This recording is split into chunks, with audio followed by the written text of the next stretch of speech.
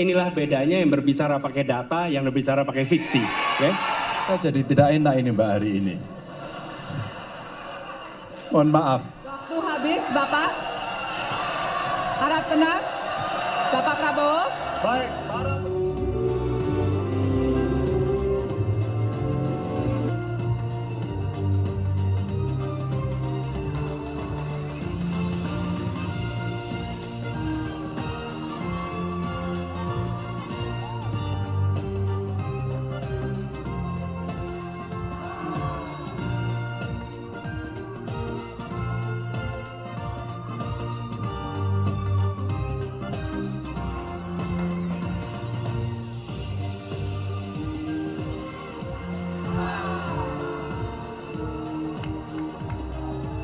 penguatan demokrasi dengan amplop A.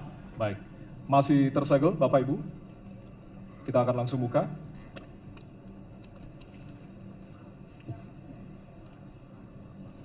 Saya rasa lebih dari sekedar partai politik. Rakyat tidak percaya kepada proses demokrasi yang sekarang terjadi. Itu jauh lebih luas dari sekedar partai politik.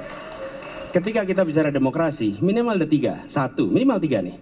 Satu adalah adanya kebebasan berbicara.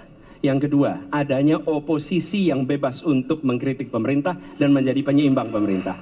Yang ketiga, adanya proses pemilu, proses pilpres yang netral, yang transparan, jujur, adil. Tiga. Dan kalau kita saksikan akhir-akhir ini, dua ini mengalami problem. Mas Anies.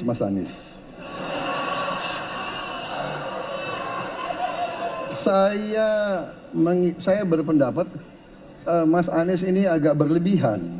Mas Anies mengeluh tentang demokrasi ini dan itu dan ini. Mas Anies dipilih jadi gubernur DKI menghadapi pemerintah yang berkuasa.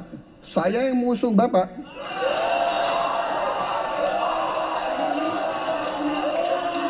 Kalau demokrasi kita tidak berjalan, tidak mungkin Anda jadi gubernur.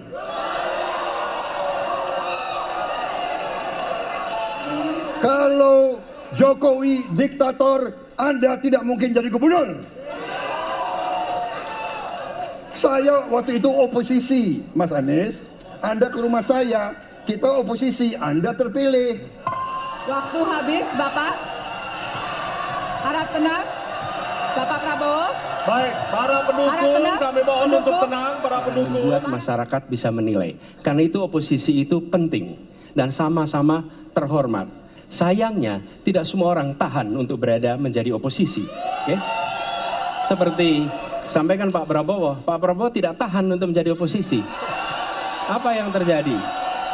Beliau sendiri menyampaikan bahwa tidak berada dalam kekuasaan membuat tidak bisa berbisnis, tidak bisa berusaha. Karena itu harus berada dalam kekuasaan. Kekuasaan lebih dari soal bisnis, kekuasaan lebih dari soal uang, kekuasaan soal kehormatan untuk menjalankan kedaulatan rakyat. Baik, waktu Anda habis Bapak. Terima Kami kasih. mohon sekali lagi kepada para hadirin yang berada di halaman KPU. Ditahan dulu. Baik, Pak Prabowo, Bapak mohon maaf. Prabowo. Bapak, mohon maaf. Waktu sudah habis. Waktu ada sudah kesempatan. habis. Ya. Baik. Hadirin. Nanti ada kesempatan untuk kembali menanggapi. Baik. Dan kita akan beralih ke pertanyaan terakhir untuk segmen ini dan untuk calon presiden nomor urut 2. Baik, kami persilakan kepada panelis, kepada Bapak Agus Riwanto untuk mengambil subtema. Kita akan mulai segmen berikutnya. Bapak untuk menuju ke panggung utama. Setiap satu keluarga miskin kita kasih kesempatan satu anaknya sampai ke perguruan tinggi. Karena itulah yang akan membongkar dan kemudian memberikan ruang pekerjaan yang jauh lebih banyak kepada mereka. Maka peran-peran inilah yang mesti kita dorong. Kawasan industri Kendal sudah bekerja sama dengan 100-an lebih sekolah vokasi. Sesudah Bapak mendengar bahwa ternyata pencalonan persyaratannya bermasalah secara etika, pertanyaan saya, apa perasaan Bapak ketika mendengar bahwa ada pelanggaran etika di situ? Intinya adalah bahwa keputusan itu final dan tidak dapat dirubah. Ya, saya laksanakan ya. Dan kita ini bukan anak kecil, Mas Anies ya. Anda juga paham ya. Sudahlah ya. Sekarang begini, intinya rakyat yang putuskan, rakyat yang menilai. Kalau rakyat tidak suka Prabowo dan Gibran, nggak usah pilih kami, saudara-saudara sekalian.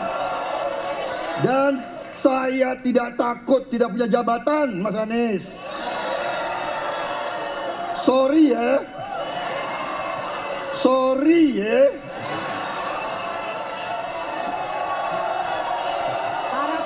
Dalam 5 tahun mengurangi polusi juga, di mana rakyat Jakarta begitu banyak yang mengalami sakit pernafasan. Jadi saya kira kalau kita dengan gampang menyalahkan angin, hujan dan sebagainya, ya mungkin tidak perlu ada pemerintahan kalau begitu ya. Inilah bedanya yang berbicara pakai data, yang berbicara pakai fiksi. Ya? Ini pakai data. Jadi ketika ditentukan, ya memang ada sumber polutan dari dalam kota. Tapi kalau sumber polutan itu hanya dari dalam kota, maka Pak pakai logika sederhana sekali. Jumlah motor dari hari ke hari sama, jumlah mobil dari hari ke hari sama. Maka harusnya angka polusinya sama setiap waktu. Betul tidak? Tapi jumlah motor sama, jumlah mobil sama, ada kita sangat polusi. Ada sisi sangat tidak polusi. Nanti kalau perlu saya kirimkan gambar satelitnya kepada Bapak. Bertanya yang tentunya akan diberikan kepada calon presiden nomor urut 3 untuk bertanya ke calon presiden nomor urut 2. Come on Mas Ganjar.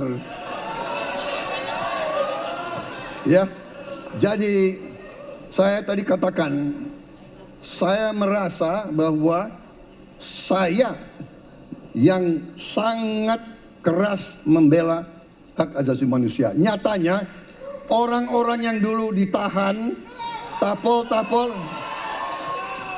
yang katanya saya culik, sekarang ada di pihak saya membela saya, saudara-saudara sekalian.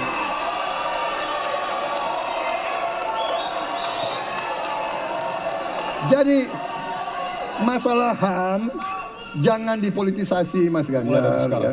Prabowo ini punya ketegasan yang luar biasa. Luar biasa. Tapi sayang pada 2 jawaban ini sama sekali tidak punya ketegasan itu. Kenapa saya sampaikan? Pertanyaan saya sebenarnya satu. Apakah kalau Bapak jadi presiden akan membuat pengadilan HAM? Pertanyaan nomor kedua, apakah Bapak bisa menemukan, menunjukkan, membantu pada keluarga agar kemudian mereka bisa berziarah? 2 ini sama-sama tidak dijawab. Maka kalau kemudian saya boleh meminta, kalau saya jadi presiden, Pak, saya akan bereskan ini, Pak. Agar kemudian dalam kontestasi pilpres berikutnya, ini tidak akan muncul lagi karena presidennya tegas menuntaskan pekerjaan itu pada eranya. Loh, kok dibilang saya tidak tegas? Saya tegas akan menegakkan hak asasi manusia. Masalah yang Bapak tanyakan agak tendensius. Kenapa yang 13 orang hilang pada saat itu ditanya kepada saya? Itu tendensius, Pak Ganjar ya. Itu tendensius. Dan wakil Bapak yang mengurus ini selama ini. Jadi kalau memang keputusannya mengadakan pengadilan HAM, ya kita adakan pengadilan HAM. Tidak ada masalah. Masih akan ada 4 debat lagi yang akan diselenggarakan oleh Komisi Pemilihan Umum Republik Indonesia.